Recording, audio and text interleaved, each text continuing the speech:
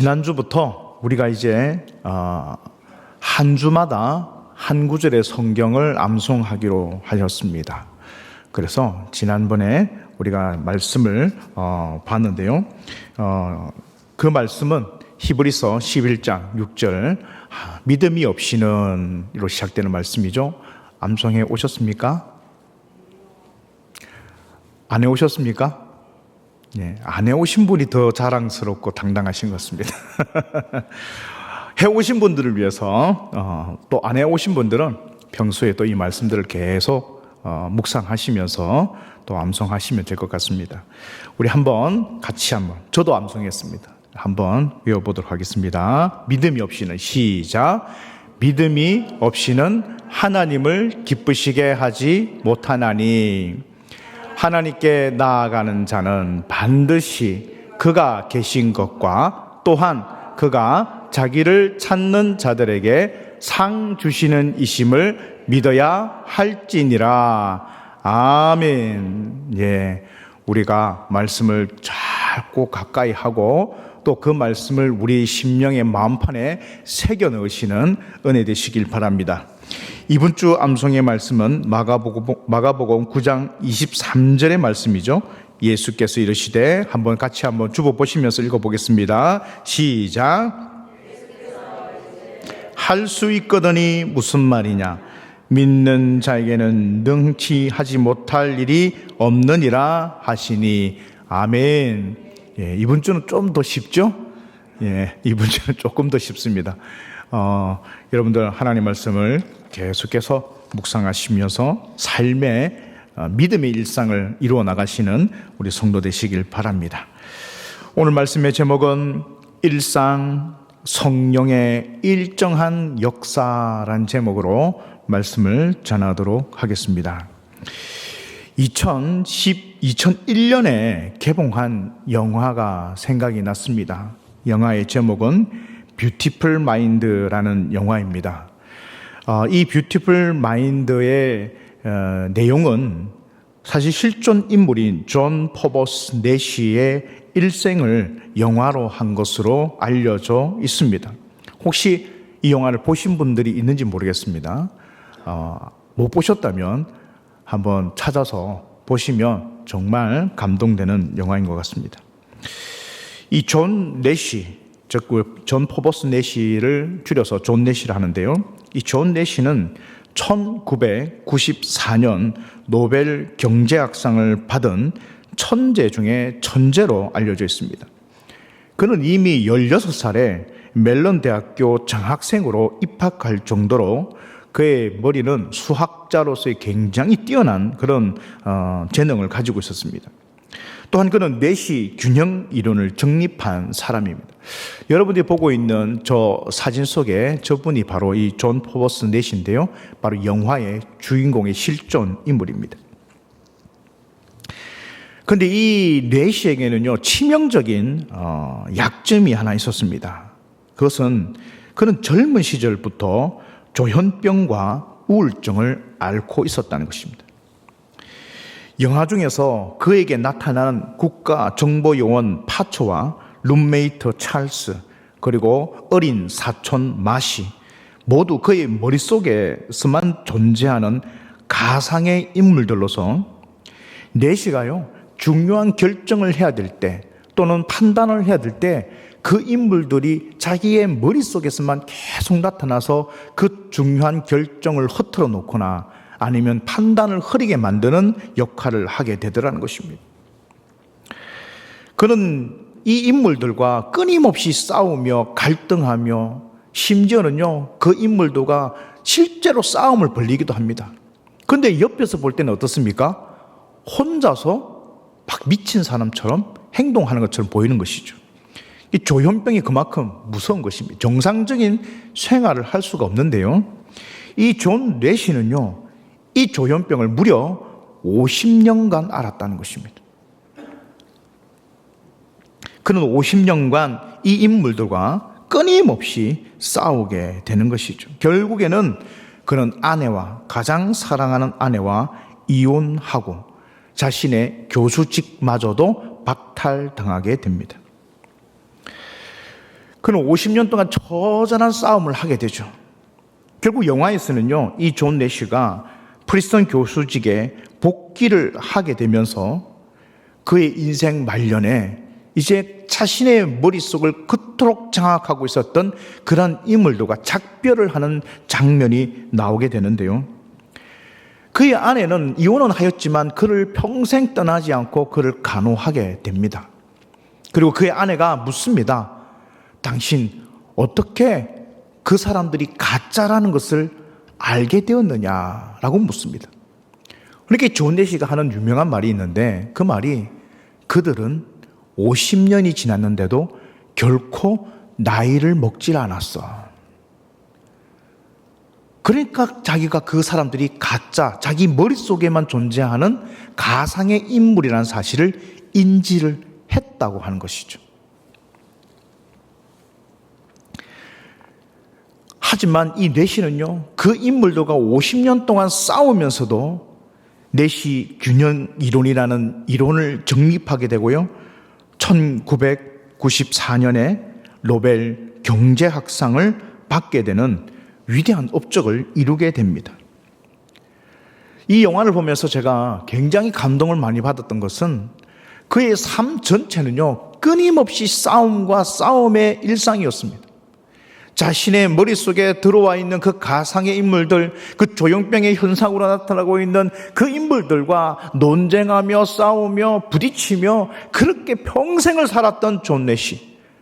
하지만 그럼에도 불구하고 자신이 무엇을 해야 되는 사람인지를 알고 연구에 끊임없이 또한 몰두하고 있는 이 존 내시의 삶이 꼭 믿음의 사람, 우리의 삶과 닮아 있더라라는 것입니다. 우리의 내면도 마찬가지, 성도들도 똑같습니다. 우리의 내면 속에 끊임없이 자기를 괴롭히고 있는 나의 못난 자아들과 하나님의 말씀으로 권면을 받아서 그 말씀대로 살려고 노력하고 발버둥치는 우리의 삶이 이 내면 안에서 끊임없이 싸우며 나가는 그 과정 속에서 내가 무슨 존재인가? 나는 어떤 사람인가? 나는 하나님 앞에 어떤 존재로 부르심을 입음을 받았고 지금 이 자리에 말씀을 듣고 있으며 난 앞으로 무엇을 하며 살아야 될 것인가? 그것을 끊임없이 고민하며 갈등하며 또 연구하며 그렇게 살아가는 우리의 인생과 이 내시의 삶이 너무나 닮아 있더라는 것입니다. 야, 저게 바로 신앙생활이구나. 여러분, 신앙생활은요, 꽃길만을 걷는 것이 신앙생활이 아닙니다. 하나님의 능력을 받아서 능력을 선포하고 그 능력을 실천하면서 그렇게 쭉쭉 승승장구하며 나가는 삶이 결코 신앙생활의 모습만이 아니라는 것을 우리가 깨달아야 한다는 것이죠.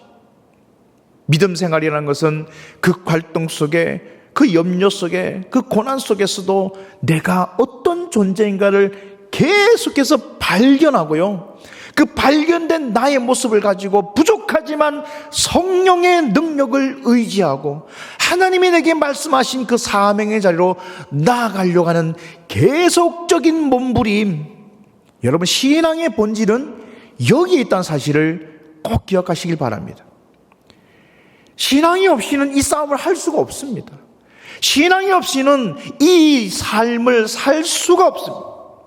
신앙이 있기 때문에 그 삶을 살아가게 된다는 것을 의미하는 것이죠. 오늘 본문의 말씀에 예수님의 모습을 통해서 우리는 그 일상을 살아가는 모습들 세 가지를 제가 나누어서 한번 생각해 봤는데요, 12절과 13절의 말씀을 읽으면서 본문 안으로 들어가 보겠습니다. 12절 13절입니다. 시작. 예수께서 대답하여 이르시되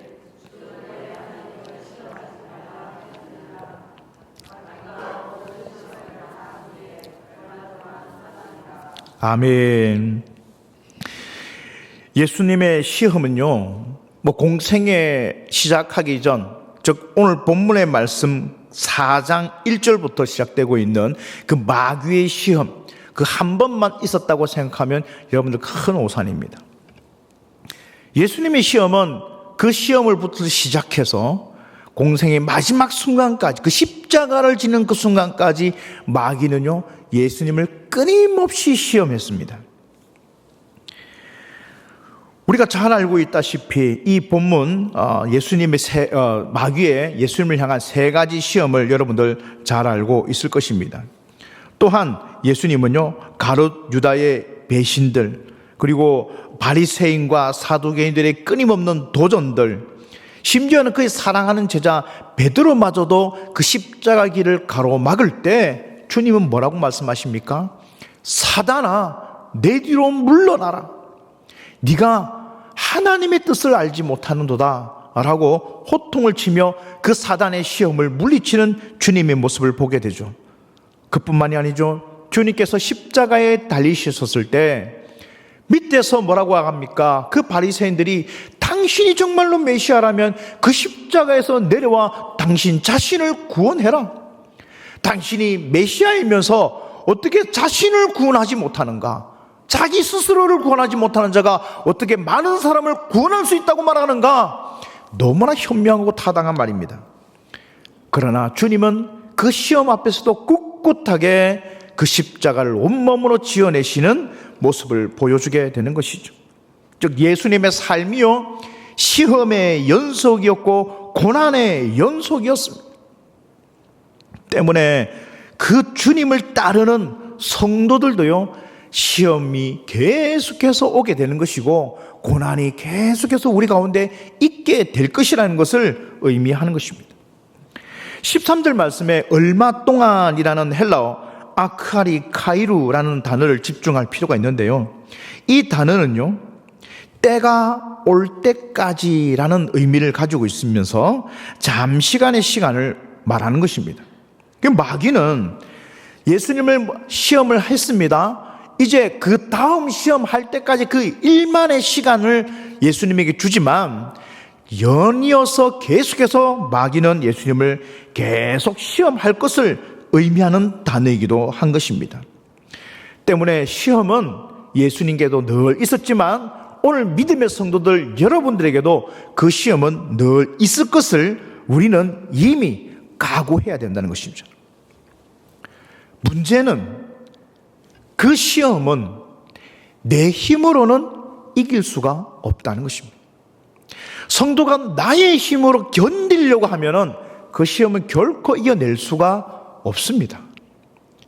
오늘 본문의 말씀에도 보면요, 예수님은 그 시험 드는 그 순간순간마다, 그리고 예수님의 생애마다 철저히 성령을 의지하는 것을 보실 수가 있는데요, 오늘 본문의 말씀 14절의 말씀을 보면 예수께서 성령의 능력으로 갈릴리에 돌아가셨다라고 말씀하고 있습니다. 이 누가복음에서의 첫 번째 사역을 하기 위해서, 물론 요한복음에서 갈릴리 가나 혼인잔치의 첫 번째 사역이 있지만 누가복음에서는 첫 번째 사역을 바로 이 갈릴리 지역에서 하게 되는데요, 그 갈릴리 지역으로 가기 위해서 예수님은 먼저 성령의 능력을 입으시고 성령을 의지하시는 주님의 모습을 보게 되는 것이죠. 예수님마저도요, 시험 앞에서, 사역 앞에서 누구를 의지해요? 성령을 의지합니다. 성도는 어떻겠습니까? 여러분들이 하시는 여러 사역들과 우리가 감당해야 될 신앙의 모습 속에서 우리가요, 성령을 의지하지 않으면 결코 이 마귀의 시험을 이길 수가 없다는 것입니다. 여러분, 내 힘으로 그 시험을 이기려고 하지 마세요. 때문에 성도는 성령을 의지하기 위해서 우리가 어떻게 합니까? 말씀을 읽어야 돼요. 기도를 해야 돼요. 예배 드려야 되는 것입니다. 그래야 성령이 내 마음속에서 말씀을 통하여 나의 무죄함을 깨닫게 하고 하나님의 뜻을 깨닫게 하고요, 또 기도함으로 하나님이 주시는 응답과 하나님이 주시는 위로와 하나님이 주시는 능력을 체험하게 되고요, 또한 예배드림으로 하나님의 영광을 경험하게 된다는 사실을 꼭 기억하시는 성도 되시길 주의 이름으로 축복드립니다. 때문에 사도행전 10장 38절의 말씀에 이렇게 말씀하고 있습니다. 하나님이 나사렛 예수에게 성령과 능력을 기름 붓듯 하였음에 그가 두루 다니시며 선한 일을 행하시고 마귀에게 눌린 모든 사람을 고치셨으니 이는 하나님이 함께 함께 하셨습니다 라고 말씀하고 있습니다. 여기서 사도행전에 예수님을 평가할 때 그 예수님의 모든 사역과 삶의 모습은 성령의 능력을 기름 붓듯 하였다라는 것입니다. 하나님께서 예수님에게 성령의 능력을 기름 붓듯이 부으셨다는 거예요. 이것은요, 비단 예수님에게만 있는 일이 아닙니다. 주님의 사역을 감당하고자 하는, 하나님의 일들을 행하고자 하는, 믿음의 사역을 이루고자 하는 그 성도 한 사람 한 사람에게도 하나님은 동일하게 성령의 능력을 기름 붓듯 하신다는 사실을 기억하시기 바랍니다. 여러분들 모두에게 성령이요, 기름 붓듯 내리는 거예요. 우리가 성령을 의지하지 않고서는요, 내 앞에 다가오는 문제의 시험을 단 하나라도 이길 수가 없습니다. 여러분, 사단 마귀를 만만하게 보지 마세요. 그들은 우리보다 훨씬 지혜롭고요, 하나님을 우리보다 훨씬 더 잘 알고 있고요, 말씀을 우리보다 훨씬 더 잘 알고 있습니다. 그래서 그들은 지혜로워요.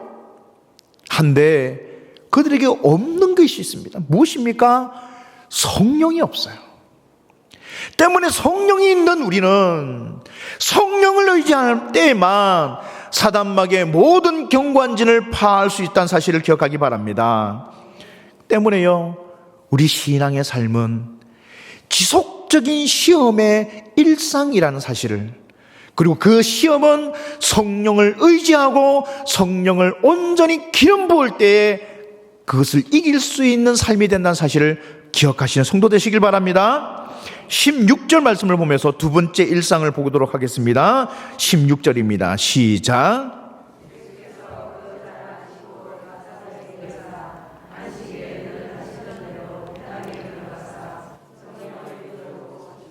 아멘. 미국의 국보로 알려져 있는 벤자민 프랭클린의 자선전에는요, 좋은 습관을 위한 13가지의 덕목을 이야기하고 있습니다. 그 덕목 중에 하나가, 그 덕목들이 무엇이냐면 절제, 과묵, 정돈, 결단, 검소, 근면, 진실, 정의, 중용, 청결, 침착, 순결, 겸손입니다. 이 말씀만 들으면 너무나 은혜롭고, 그죠? 이것만 다 할 수만 있다면 얼마나 좋겠습니까? 이러한 덕목은 예나 지금이나 매우 중요한 인생의 조언이자 가르침이기도 한 것이죠. 그러나요, 아무리 이것이 좋은 것을 알고 있고 좋다고 해도 이러한 덕목들이 내 것이 되지 않는다면은 그것은 아무 소용이 없는 말이 되겠지요. 때문에 신앙은요, 좋은 것을 알고 있는 데서 끝나는 것이 아니라 그것을 나의 것으로 만드는 데 있다는 사실을 우리가 깨달아야 한다는 것입니다. 하나님의 말씀을 듣습니다. 좋은 건 알아요. 그 말씀을 이해합니다. 좋다는 거 다 알고 있습니다. 하지만 그 말씀이 나의 주시는 말씀, 내게 주시는 말씀, 나의 삶으로 드러나는 말씀, 내 삶 가운데 실천되어지는 말씀이 아니라면, 그냥 머릿속에만 맴돌고 있는 말씀이라면 그게 무슨 능력이 있겠습니까? 때문에 우리가 말씀을 암송하지 않습니까? 그러면요, 여러분 기도하셔야 됩니다. 하나님, 이 말씀대로 나의 삶이 이루어지게 해 주십시오. 나의 믿음이 성장케 하여 주십시오. 이 말씀대로 내 인생이 진행되게 해 주십시오. 그 기도가 같이 이루어져야 되는 것이죠. 때문에 우리의 신앙의 모습은요, 그 말씀을 나의 삶으로 내재화시키는, 습관화시키는 과정이 필요하다는 것입니다. 여러분, 이 습관이라는 것이 굉장히 중요한데요, 습관에도 여러 가지 습관이 있죠. 이 습관이라는 것이 부정적인 의미로 사용될 때는요, 의미 없는 루틴처럼 마치 매너리즘에 빠지게 되는 것으로 들리기도 하지만, 긍정적인 역할을 할 때는요, 삶의 안정된 토양과 근간을 만들어 주기도 하는 것입니다.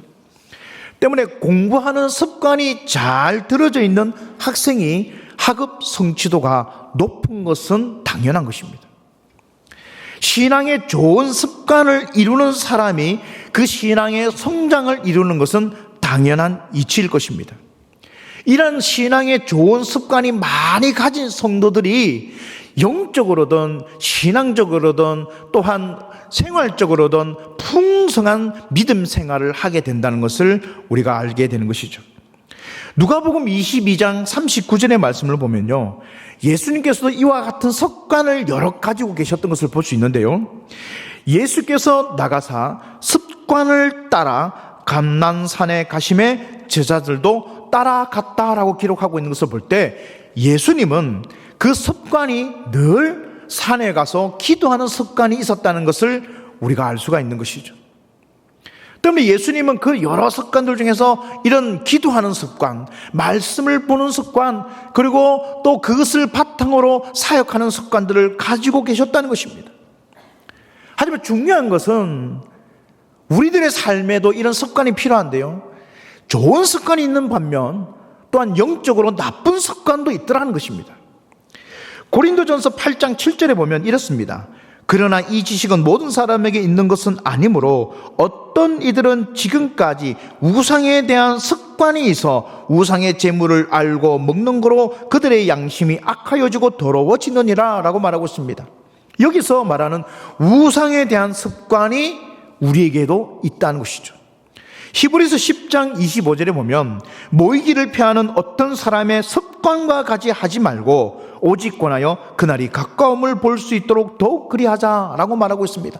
모이기를 패하는 습관도 있더라는 것입니다. 신앙의 습관에도요, 좋은 습관, 기도하는 습관이 있는 반면에 어떤 습관이 있어요? 모이지 않는 습관, 우상을 섬기는 습관, 이런 습관들이 성도들에게는 있다는 것입니다. 우리가 어떤 습관을 길러야 되겠습니까? 이런 습관이 내게 완전히 없을 수는 없습니다. 하지만 성령의 능력을 힘입어서 내게 주어지는 좋은 습관을 길러나가는 것, 그것 또한 믿음의 일상 속에서 일어나야 될 일이라는 것을 우리에게 보여주는 것이죠. 때문에 사랑하는 성도 여러분, 믿음의 좋은 습관을 잘 갖추어 나가시는 성도 되시길 바랍니다. 그래서 아침에 일어나시면 기도하는 습관, 저녁에 자기 전에는 말씀을 묵상하는 습관, 매 순간순간마다 하나님과 교통하는 습관, 우리가 식사할 때, 그죠? 한 번쯤은 꼭 마음을 모아서 이 양식을 내게 주신 하나님께 감사하는 식전 기도를 하는 습관, 이것도 습관입니다. 그래서 이런 좋은 습관들이 되게 많이 있으면요, 그 습관들이 신앙생활의 토양, 신앙생활의 근간이 되어지고요, 그런 좋은 습관이 많이 들려져 있는 성도는요, 신앙이 자라지 않을 수가 없다는 것이죠. 때문에 여러분 삶 가운데 이런 좋은 습관이 많이 만들어지시는 은혜 있으시길 주님의 이름으로 축복드립니다. 우리가 주님 오시는 날에 우리가 준비할 것이 뭐가 있겠습니까? 우리가 주님 오시는 그날에 무엇을 준비해야 될까요? 바로 이런 좋은 습관을 일상 속에서 많이 준비해야 된다는 것을 의미하면서, 성경에는요, 이것을 신부가 신랑을 맞이할 때 신부가 해야 될 단장과도 같다라고 말씀하고 있는 것이죠. 요한복음 21장 2절에 보면요, 또 내가 보매 거룩한 성 새 예루살렘이 하나님께로부터 하늘에서 내려오니 그 준비한 것이 신부가 남편을 위하여 단장한 것 같더라라고 말하고 있습니다. 그러니까 신부가 단장을 해야 되는데, 우리가 예수님 오실 때 어떤 단장을 해야 될까요? 여러분들 가지고 있는 화장품을 가지고 화장을 해야 될까요? 그런 단장을 말하는 것이 아닙니다. 목걸이, 귀걸이를 해야 될까요? 그런 단장을 말하는 것이 아닙니다. 우리가 해야 될 단장이란 것은 신앙의 좋은 습관과 우리의 말씀에 대한 태도, 이것을 준비 잘 하셔서 주님 오시는 그날에 영광의 주를 맞이하시는 성도 되시길 주의 이름으로 축복드립니다. 마지막 17절 말씀 한번 읽겠습니다. 본문 17절 말씀입니다. 시작.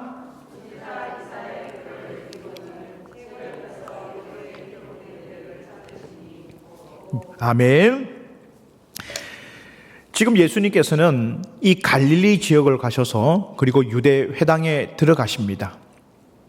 그분은 습관대로 안식일을 기억하셔서 그 유대 회당에서 말씀을 찾아 읽고 듣기 위하여 회당 안으로 들어가셨습니다.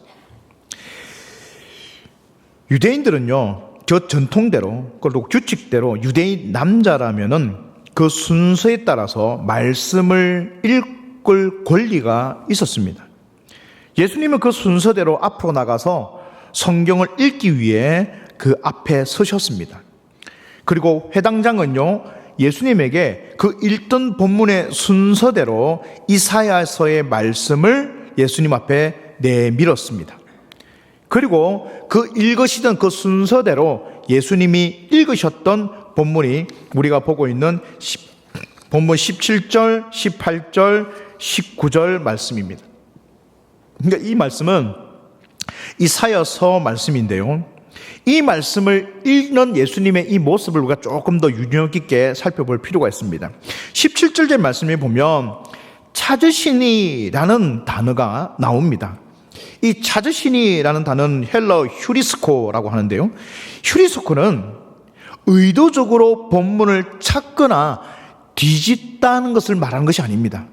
우리가 찾았다라고 말할 때 우리 한글 성경으로 볼 때는 예수님께서 이사야서의 이 본문의 말씀을 찾아 불러 읽으시기 위해서 그 본문을 일부러 찾으신 것처럼 느껴지는데요, 이 찾으시니의 휴리스코는 그런 의미가 아니라 이미 순서대로 다 읽어가는 과정이었습니다.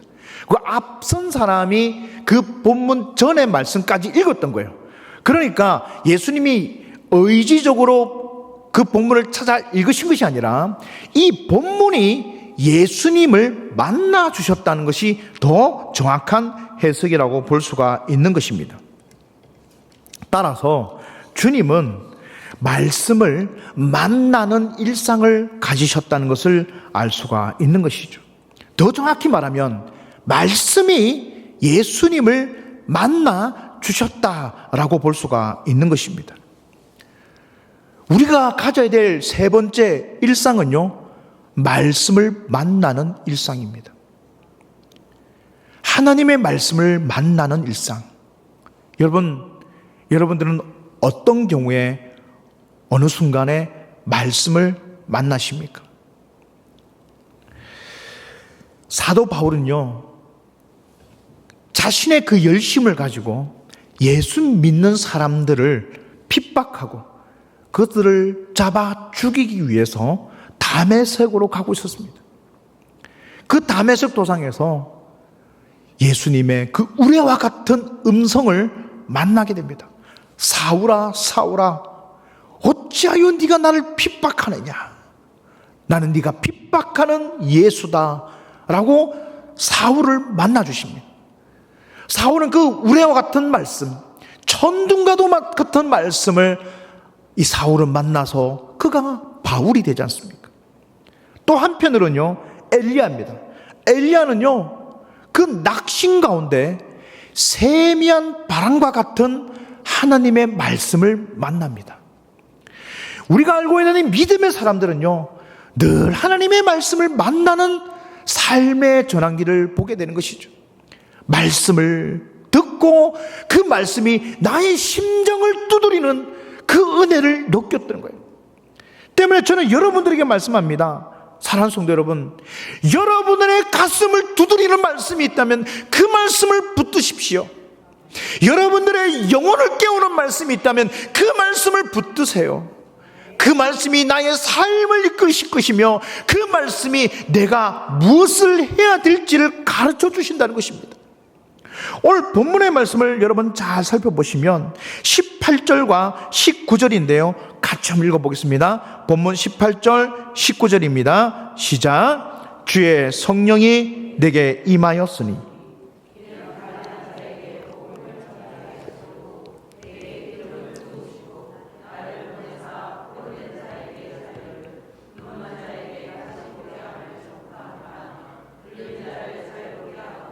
주의 은혜의 해를 전파하게 하려 하심이라 하였더라. 아멘. 본문 이 말씀은 이사야 61장 1절과 2절의 말씀입니다. 이것은 메시아 사역에 관한 예언의 말씀인 것이죠. 메시아가 이와 같은 일을 할 것이라는 것을 이미 이사야의 선지자를 통해서 예언해 놓은 말씀인데, 그 말씀을 하필 주님이 그 말씀을 읽으심으로써 본인이 메시아이심을 선포하는 장면이라는 것입니다. 그리고 이 말씀이 너희 귀에 응하였다라고 선포하는 것이죠.